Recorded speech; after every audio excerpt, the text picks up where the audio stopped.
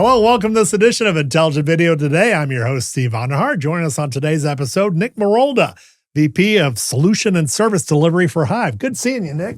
Hey, Steve. How are you? Good to see you again. So you work for HiveStreaming, which is a company that has long been known as a leading purveyor of enterprise content network distribution solutions. You essentially help video get from place to place on the corporate network. But ever since COVID, there's been kind of some changes in the workplace. Can you talk about the new workplace reality and how that impacts how we look at corporate networking today? Yeah. So, I mean, we started in 2007 based on around the idea of we need to get video around the network efficiently, and that our optimization logic and our technology was based on a certain set of assumptions about network architecture, right. Which reflected what was ubiquitous at the time. We had standardized MPLS distribution models where the cloud traffic for video would come into the network at a single point or several single points and then proliferate down to every end user through a series of like a dedicated highway. Now, since COVID and since network architectures evolved, we're looking at localized internet access and different types of distribution models. And therefore, we are in a position now where we are evolving and adapting our algorithm to these new changing conditions. So what that means materially for our enterprise clients, some of the biggest companies in the world that are migrating towards this new architecture model, it really comes down to how do we adapt and evolve what Hive is doing for this, and what that. So exactly, how does the architecture change in this new reality? How are we really changing enterprise networks, and why is it harder to distribute video now than it was under the previous realm? Sure. So offices, as I said, would traditionally go back to a centralized point. Now they're utilizing cloud distribution, and so a site here in Las Vegas will, instead of going back to a centralized data center in Detroit to get their traffic, they'll access a cloud node here in Las Vegas. And that'll make it more affable for the network to get it, because it's only taking a short hop to get that data instead of traveling thousands of miles. Exactly. And that is where the efficiency lies. But it also creates additional variability and potential challenges for predictable video distribution based on because the parameters through which we define groups for optimization at a technical level are changing. They're evolving. Different IP addressing schemes, identity access management, those types of things that were not there in 2007 when we built this, or not used in the same way, have forced us to reevaluate how we define our optimization criteria. Yeah, so is that because you have some people in the office and some people in home offices, or is it tied to remote work? Everywhere. Why is that that's the thing. Everywhere. This type of model is colloquially referred to as coffee house network. Okay. So they, inspired by the idea that any employee can be sitting in a coffee house and doing their work, and so that also implies a dynamic and ever-changing set of network conditions that IT teams have to deal with, and different ways of accessing it from a security perspective and a distribution perspective, not just for video, but all sorts of traffic. Those conditions and how those users are managed and accessed in this old model, can create all sorts of problems for how we define our optimization logic. For example, we're a peer-to-peer distribution mechanism. Right. So what that looks like in practice is we set up our peering groups to reflect local area networks, LANs. Right. So we don't want somebody from London sharing video content with somebody in New York. That's not efficient. Yeah. So, and the way that we do that today is we define it with a set of IP addresses and IP ranges. I don't want to, turn this into a white paper. Yeah. But the thing is now that those traditional IP range definitions have changed to be different criteria for how we're segmenting these networks. Yeah. So basically, we want to build the corporate network so that there are shorter hops for the video, and therefore we're using less bandwidth. Exactly. And so that we are defining these groups that were formerly defined by traditional IP CIDR blocks, IP ranges, to reflect more modern ways that network teams are categorizing their users. Yeah. So how is Hive evolving in this changing landscape then? what are you doing differently with the solution versus let's call them the good old days when you made it work on the corporate network and gosh darn it, that was good enough. Well, yeah, I mean, really comes down to our algorithmic decision making and how we determine who should be sharing video with who and how we're optimizing. We have a current patent portfolio of somewhere in the neighborhood of 120, 125. We're starting to see that grow up. Okay. And so what do these algorithms do? It's basically a set of the decision making for deciding who is going to be the best source for a video. Okay. And how it should be shared and distributed, because we, as a part, the Hive ECDN does not use hardware nodes in a traditional hub and spoke network architecture or multicast architecture. We're based on peer-to-peer distribution, which is great. Self-starting network, completely efficient. However, within that, we want to make sure that we're defining those groups in the most efficient way. And what our algorithm does, in a very unique way, in a patented proprietary way, is make decisions intelligently. And we're now training our algorithm and adapting it to make decisions based on this new network. I'm about to use the word paradigm, but paradigm, Ugh. Oh, yeah. We'll ban you from the analyst community for using the paradigm That's word. a little too LinkedIn for my taste. Yeah, so essentially, these peers, my computer has a cache version of the video that I'm watching. You're watching the same video. Your computer has a cache version. And then we have a third person who wants to access it. And the Hive network basically goes in and says, it's smarter for me to get the copy from Nick instead of from Steve. Exactly. So, let's say we're all working at a company here and we're watching our CEO, do a town hall, and I open it on my laptop, you open it on your tablet. Scott behind the camera here opens it on his machine. And what's going to be more efficient? All of us going back to the cloud to get that video content together, tripling the bandwidth consumption for this site, or us dynamically sharing the responsibility of who is going to get any given fragment at any given time. And then we reduce the bandwidth from 3 streams to 1. Right. And that makes it for a more efficient and a higher quality experience. Exactly. And now cascade that same logic to tens of thousands of employees across a global network, and you start to really see how we offload 99% in many cases of overall bandwidth consumption. Yeah. So one of the aspects we just talked about lends itself to higher quality. Why is it important for enterprises to deliver a higher quality video experience in their overall video strategy? Well, there's a couple of layers to that, and I think the key word is authenticity. And authenticity, in what way?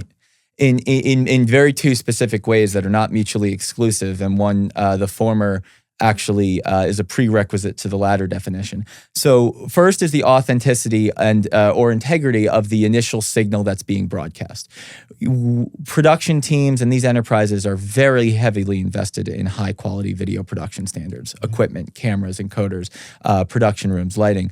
And what we see is as that video traverses a network architecture, a corporate network architecture, the type of compression that needs to happen for IT to keep the network stable can often degrade that production quality to a point of where it might as well not even be there. Right. And so, when you have 4K at 60 frames a second coming in at 12 meg, and the end user at a remote office somewhere is getting 360p at 500K, what good has that investment been? Yeah. And the reason that's so important is the people in the remote offices are often the most difficult to keep aligned because of their lack of proximity to the corporate nucleus. Yeah, they're already off the beaten path, and now they're not even getting good quality messaging from the mothership. Exactly. So there's the first more technical definition of authenticity, which has more to do with integrity of an actual signal. But the second, and I think the more interesting one, is authenticity of the message that is predicated by high quality video. The authenticity lives in subtlety, subtle communications, micro expressions, the lines behind the crow's feet of somebody's eyes, the way the corner of their mouth moves, and subtle communication cues. And in video communication, that subtlety it relies on high quality. Otherwise, it just doesn't come through.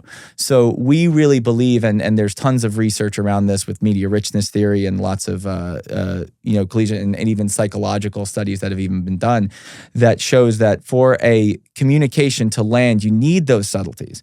And it is when these employees and these companies are watching these videos, they're not just passively consuming information. They're evaluating conviction, seriousness, and whether this leader they're watching is somebody worth following.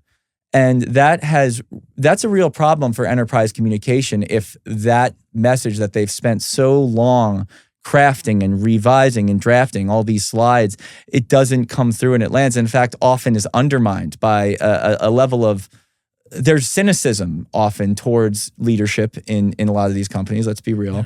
And if they see their boss or their boss's boss's boss's boss come on screen and look like absolute, garbage, and it's like they're rolling their eyes, they're like, look at this guy. But if they can see that realness, we feel, and studies have shown that the action that is being asked of them in this video communication is much more likely to be brought to fruition. Yeah, in short, bad video or poor video quality undercuts credibility for managers. Undercuts credibility, undercuts trust, and it ultimately, not only does it not lead to the action and the outcome that they're going for, in many cases, it actually undermines it. Yeah, so you mentioned the coffeehouse infrastructure before. How does that impact the networking quality overall, and particularly when we talk about live events? Does it have a specific impact when we're looking at a real-time engagement? Well, I think that the challenge remains the same about efficiently delivering the video. We just have to change how we do that with a lot of the methods and the adaptations I was mentioning just a moment ago. But the thing that is also happening is that there are standards. The standards for quality are raising. We're seeing many of the bigger platforms now upping their top bitrate availability to 1080p. Which in many cases is doubling or even sometimes tripling the bandwidth allocation that are needed for these streams to be consumed at their highest quality. So at the same time that these networks are changing, the production standards and what is being asked to traverse those networks is also being up. So that's where Hive, really, we see the opportunity, and as we develop our algorithmic decision-making logic, but also some of the new products we're making to really solve this problem, because we have production teams who are asking for more, and we have networking teams that have more trepidation around what they're willing to allow. So we need to make sure that they feel comfortable enough to give the creators the tools and the pipes that they need to do what they need to do. Now, the bean counters are probably going to come back at you, though, Nick, and they're going to say, well, we only have so many live events. How many webcasts do we do anyway? Is video networking really something we should be prioritizing and investing in? What do you say to those guys? Well, it depends who's counting the beans, but because there could be different sets of priorities for different departments. But what I'll always say is that, IT, they have their priority is they're not just protecting a video stream. IT comes in, they come in for a lot of negative feelings sometimes from comms and production teams. Let's be real, but they have a big challenge. They're not just protecting a video stream; they're protecting the wider business, foundational operations that need to happen for the business to remain successful. A soft video is survivable. A network that crashes sometimes usually isn't. So the risk of a complete network crash can be very expensive, in the millions of dollars. So we understand, and their concern is completely rational. What I would say to them is, we can do this in a stable way that not only ensures that you have everything you need for your operational side, but also, I think that video streaming is the best showcase for IT. Because nobody notices IT until something's not working most of the time, unfortunately for them. However, when a video comes across the screen and looks good, that is, a real showcase of how efficiently they've designed their network. Before Hive, I ran video operations at really large companies. And I remember the calls coming in from the C-suite to our VP of enterprise networking saying, "Great job.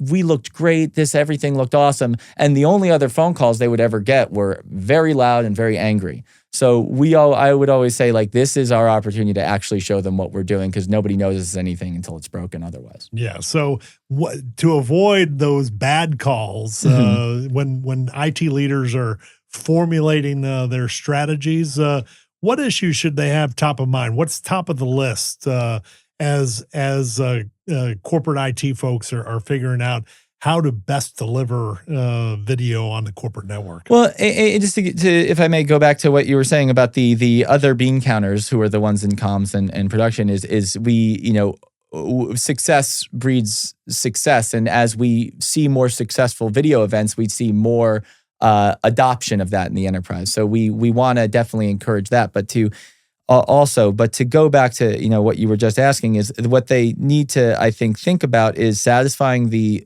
pressure that's going to come from elsewhere in the business, but also, how are they planning for these network migrations that are coming? Because, a lot of them are going through phased migrations. We are in, as I said, some of the biggest companies in the world, where there is a lot of M&A happening. There's acquisitions, new network segments are coming in through these acquisitions, all sorts of tech debt, where they don't always know what they're getting.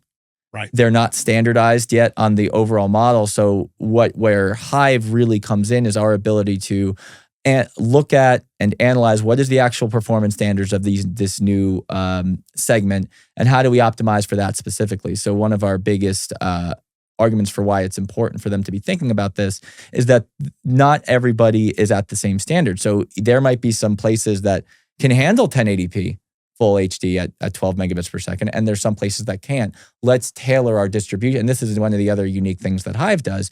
We can tailor our distribution and peer-to-peer optimization based on the unique limitations and parameters of each of these sites. So that is where we always encourage our partners in IT to really start thinking about their network and their video distribution in a much more granular way than a traditional peer-to-peer ECDN or hardware model could provide. Yeah, just like a chain, a corporate network is only as strong as its weakest link, right? Historically, these types of optimization tools have used a machete. We use a scalpel. That's really where we like to think of it, and a level of granularity in our ability to control things that's low effort. It's still, self-starting. We're not asking everybody to live in the Hive portal all the time. That's my job. But where we make it easy, but for them to go in and really tailor and customize it, and not just say a one-size-fits-all distribution model is the right approach. Right. Nick Morolda of HiveStreaming, thanks so much for taking the time. Thanks for taking the time. It's good to see you. Great to see you. And we thank you for joining us for this edition of Intelligent Video Today. If you want access to more interviews of thought leaders like Nick here, just go to the link right down there. Subscribe to the Intelligent Video Today YouTube channel, and you'll get notifications of future episodes of our interview series. For IntelliVid Research and Intelligent Video Today, I'm Steve Vonder. Thanks for your time.